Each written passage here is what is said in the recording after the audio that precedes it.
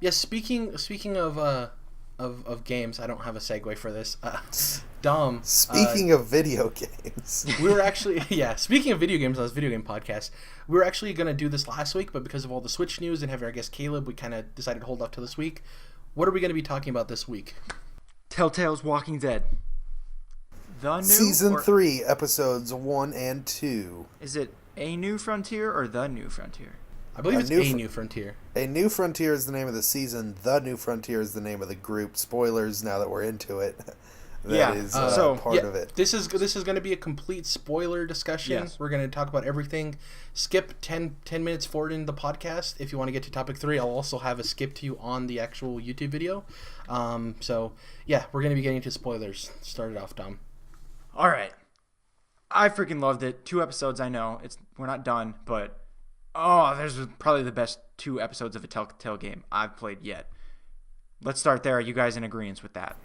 Yeah, Yes. I think I talked a lot about it last week about how I think this is already their best game, and they've just gotten a lot sharper with their storytelling and there's just so much talent there as far as storytelling goes. So when that is the focal point of the game, that shows that this is their best so far. I also think that Javi was outside of Clem and Lee, the quickest character for me to like, hands down. Yeah, agreed. The way they introduced him, I think, was great. Yeah. For me personally, I loved Clem. I loved Lee. I liked season 2, but I don't think any of the characters they've ever introduced since Clem and Lee have really hooked me the way Javi did. There's been so many zombie origin stories of how people get introduced to zombies, and I thought this was not necessarily super new, but a refreshing take on it in a very creepy, eerie way. I'd like to zero in on the beginning if we could. Yeah, let's do it. That's what I wanted. Really quick, I just want to say I like the representation of a Latino family. I think that's really cool. Yeah. There was that Latino family in the Walking Dead TV show, and then they promptly left the group, if you guys remember that. Yeah, so I like seeing that because obviously I have Hispanic heritage, so it was nice to see. But yeah, what do you exactly want to talk about, Jordan? Actually, I did just want to mention, since you were bringing that up, there's a Latino family that's a big part of Fear the Walking Dead to this day. So that's actually pretty cool. Yeah. And season 2 of that show actually takes place in Mexico. So anywho, the beginning of this game is, like I said last week, Mass Effect 2 and Walking Dead season 3 have some of the best game beginnings of any game I've ever played. Maybe the top 2, period.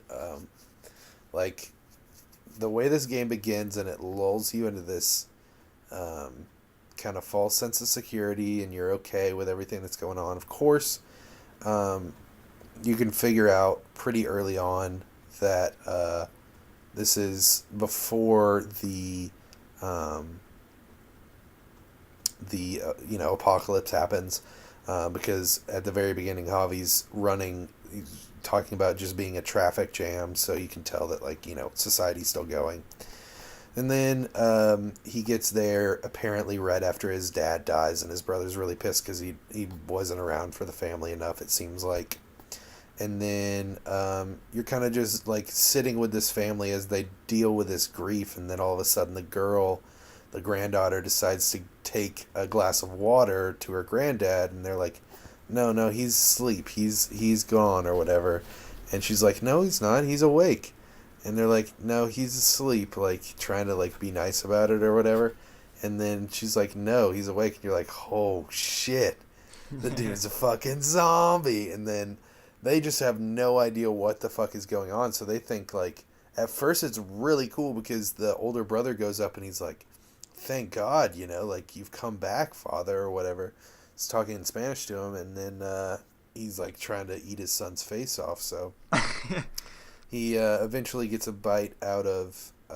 You do see a bite on that son, but he also bites the mom's face, the grandma, and shit just goes down. It just gets so intense, and it's really cool how they bring you into that situation and how they introduce it. And like you said, Jared, it's a really fresh take. As soon as that scene ends, on a real sharp note, it cuts forward. like Yeah. way jump. forward in Yeah. time, which was just perfect because Right. we've seen that all. Like Yeah. that initial moment, they did it so well, even though we've seen that a couple times in shows Yeah. and other games. But that aftermath, like we've seen that so many times that I love the way they cut forward and then reconnected with Clementine's story, who, by the way, I don't think we mentioned. You're not ever playing as Clementine so far. No, you do. You go. There's the In flashback flashbacks, that's with right. Jane. Yep. If that's your story. I'm glad you bring that yeah. up. So, if you guys remember, when I finished season 2, I played it on a PC first of all, so there was no carrying my save over because now I'm on PlayStation 4. But Oh, that sucks. no, I'm happy because I was so mad like with the choice I had made at the end of season 2 and choosing to go with Jane instead of Kenny. I was just like, I just felt gross. So I'm glad I got to start Kenny's over. a fucking asshole by the end of season 2. I agree with Kenny you, Jordan. was my man. Jane is a creepy, manipulative. The fuck is C-U-N-T. wrong with you, dog? Hated Kenny's her. a piece of shit. By the Kenny end of was season great. 2, Kenny's a piece of shit, and Jane, what is she like?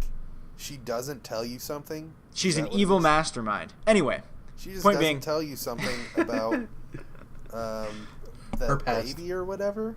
Yeah. Anyway, point being, I got to redo those choices basically, and that were, Wow. of course, though, like I expected, it didn't matter who you ultimately picked because they will go away because they have to. So, they question. can't have like 1,000 branching stories, right? Yeah, this is all spoilers. So for the Jane storyline, she hangs herself. She kills herself. It's super fucked up, dude. Yeah. 'Cause Wow. Kenny- you've got this baby with you, and she's like, "Hey, can you take care of the baby for a second?" And you're like, "Yeah, sure." And then you go to check on her, and she's just hanging there. It's like, fuck. Yeah, that's a Jane thing to do.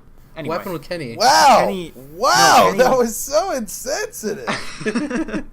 Kenny sacrifices himself so you can get away with the baby. Like, you're driving in a car and you get in an accident, and Kenny goes flying through the windshield. Yeah, well, fuck Kenny and his stupid hick family. He was a piece of shit by the end of season 2.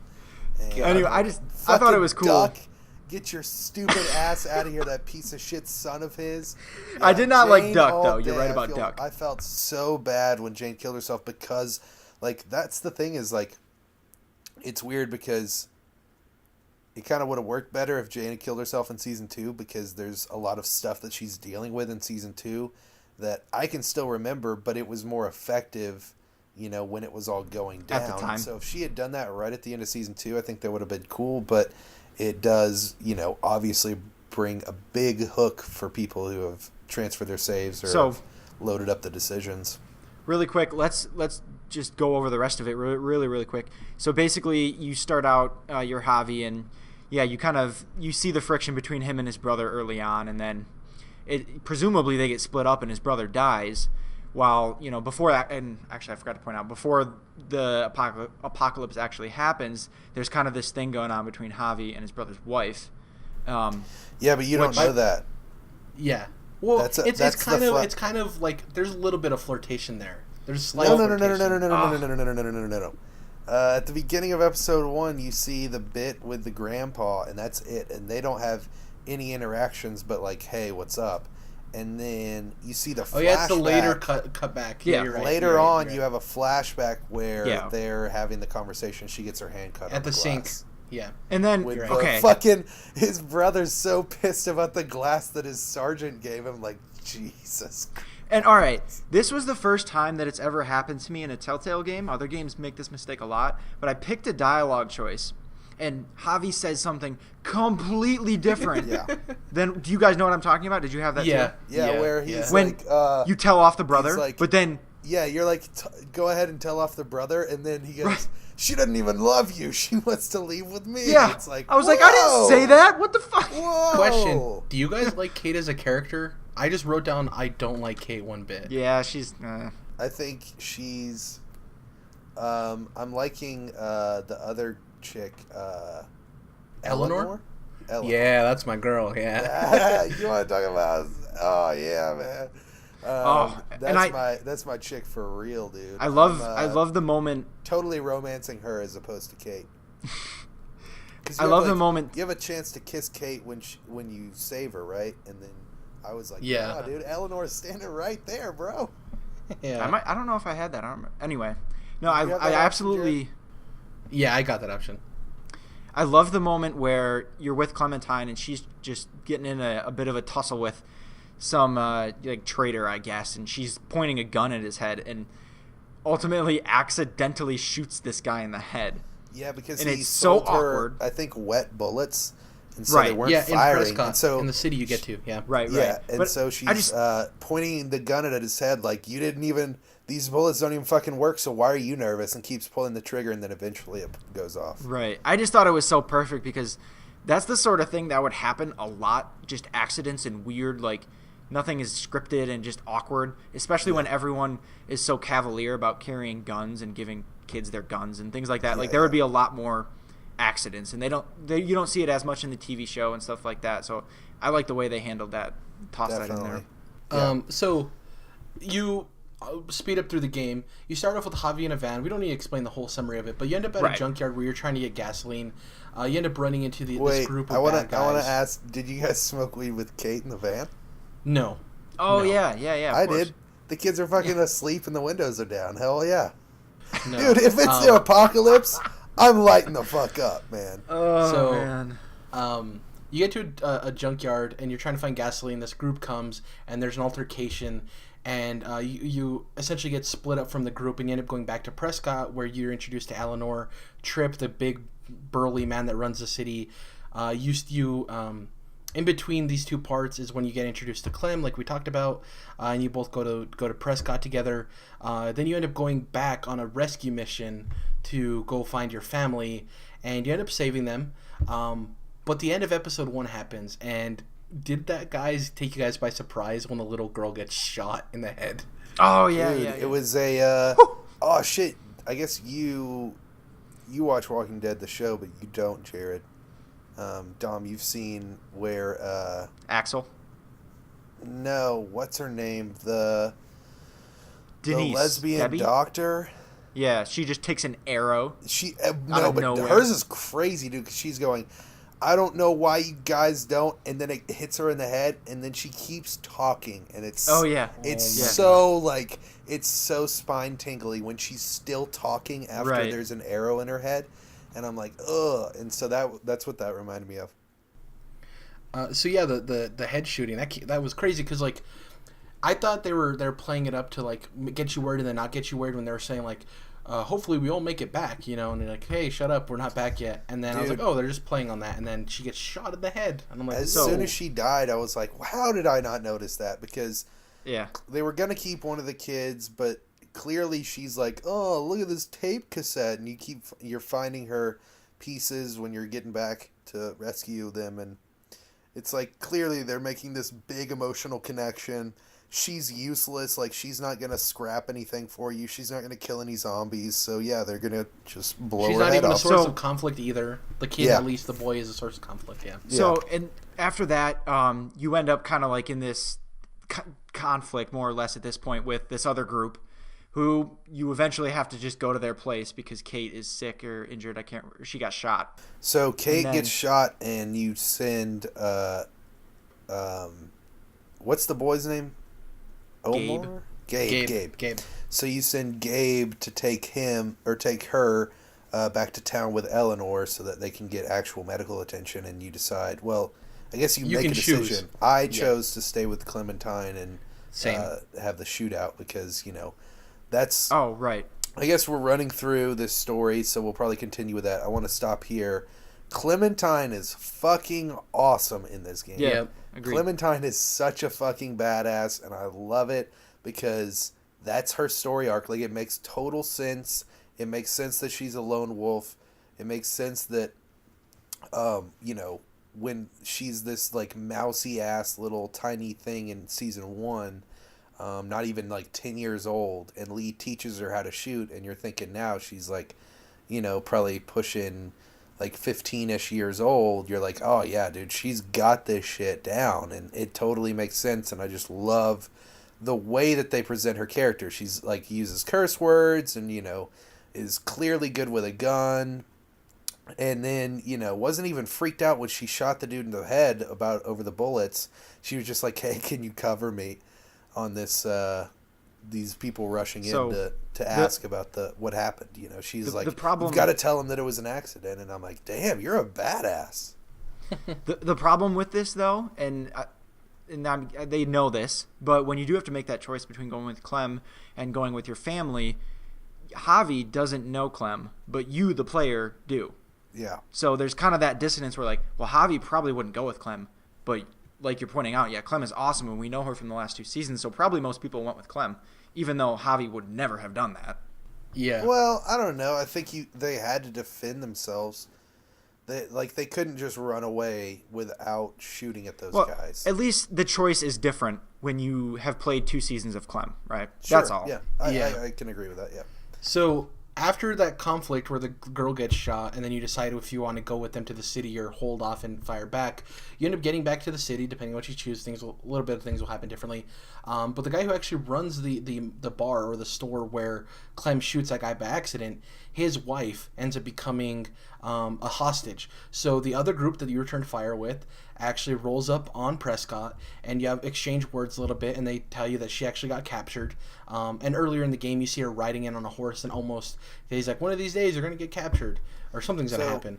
By this time, we also know that this group is called the New Frontier. Yes. Also, really quick, earlier when you meet Clementine, did you choose to shoot the guy, or attack the guy, or did you let him go?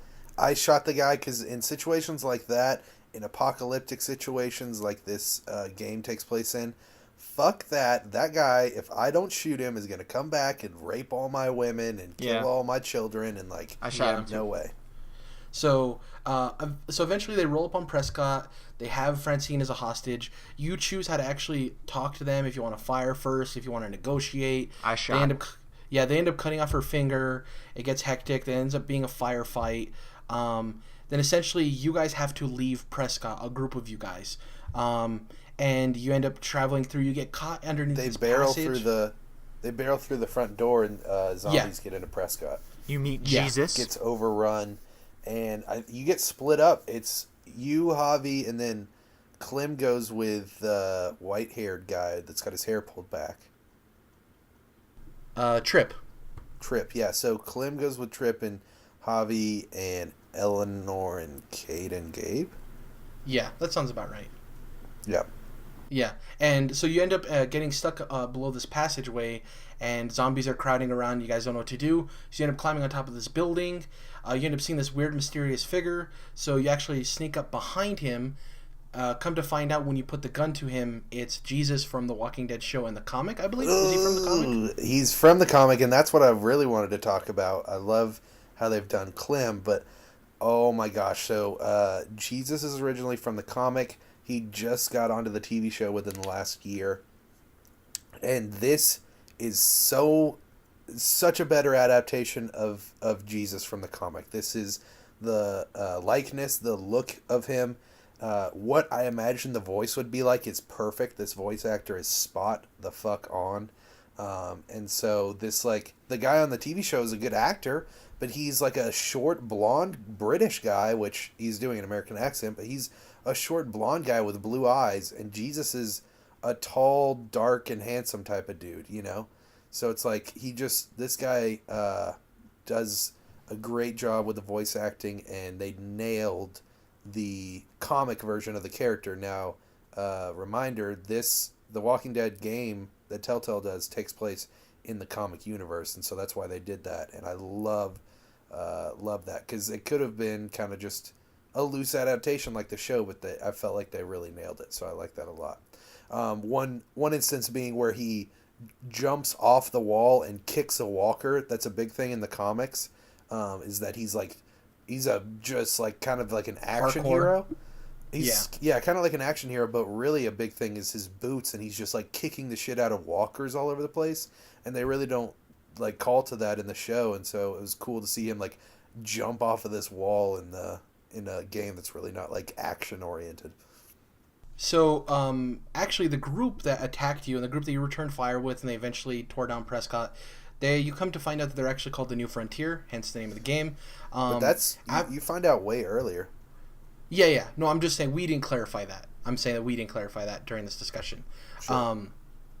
So after you beat Jesus, I mentioned it when they came to the with the girl that they cut the finger off of? Yeah.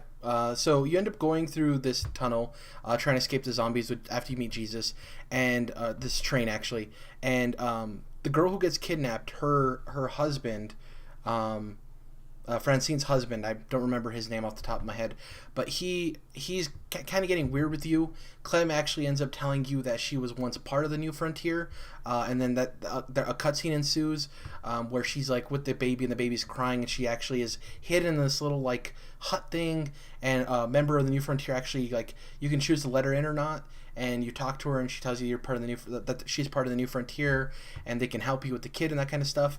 And then after that cutscene happens, apparently that guy overheard, and you basically have to make a decision. I don't remember what's the decision exactly. Either to have Clem leave or stay. Right? He says she can't come with us. Right? Right. I think that's the decision. And then he pulls the gun, and so you're basically killing him or not is the decision. Essentially, yeah. So I killed him. I think you guys did the same thing. Yeah. I did. Also, I wanted to make the distinction. Clem had talked to you about being involved with the New Frontier earlier, but she acted like she was there not under her own free will.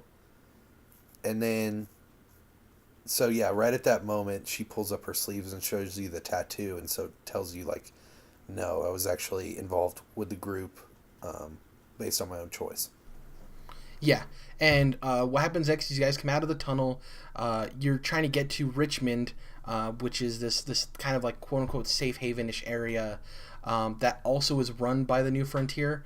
And Jesus is rolling with you. You come to the gates of Richmond. You have a discussion with them of like, do you drop your guns? Do you don't? Eventually, the gates open, and the guy who we assume runs Richmond walks out. And who is it, Jordan? Who is it? None other than? Shit, I'm totally drawing a blank. Javi's brother. Javi's older brother Javi's from the brother. beginning of the game. Yeah. So here's really quick. Obviously, that was a good twist. I didn't see it coming, and it was that jaw drop moment. But here's why it was really good, and I'm really excited moving forward, because you know exactly what it feels like, and what I can tell is going to happen is the Rick and Shane thing in the first two seasons of the show, which were the best two seasons of the show. That conflict was fantastic, and I can see this going in that same direction. Phone, Dom. Season 1 and okay, gosh, season 2 is terrible, Dom. It's the best season. Season 2, when they're just sitting with their thumbs up their asses on that fucking farm. Yeah.